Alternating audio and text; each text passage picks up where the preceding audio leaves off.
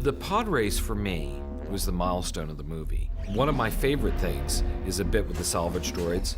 The salvage droids coming in is, again, one of those kind of digressions that is amusing, but it didn't really move the story forward. I think one of my favorite moments in that is when Anakin comes sailing around the corner really fast, and he collides with one. And there's just a beat, and all of a sudden, like, the head drops at your feet. That scene was all about doing the timing correctly. That was really done by one of the animators once we turned it over to them. When we got the first animatic of Team Toe, there was one shot. Let me get a visual aid here.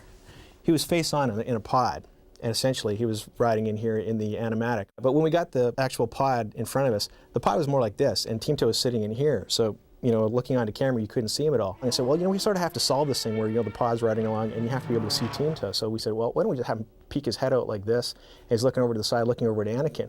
And of course, that one thing led to another, and we said, well, why don't we have him get hit in the face with a bug?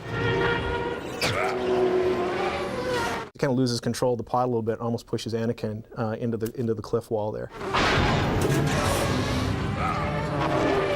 There was a sequence I really liked originally in the race where Anakin lost the cable on one of his pods. It became detached. Skywalker's spinning out of control! So we see the cockpit turning around, we see him stabilizing the cockpit, we see him pull a tool that we had never seen before. When we saw the original animatic, he didn't have a tool, but I think Ben Bird and George had worked on putting a tool there, because that would be the only way that he could reach it. Ultimately, when we saw it where he just grabbed it, it didn't really seem to make much sense. So I added the magnetic device to sort of bring the loose cable in.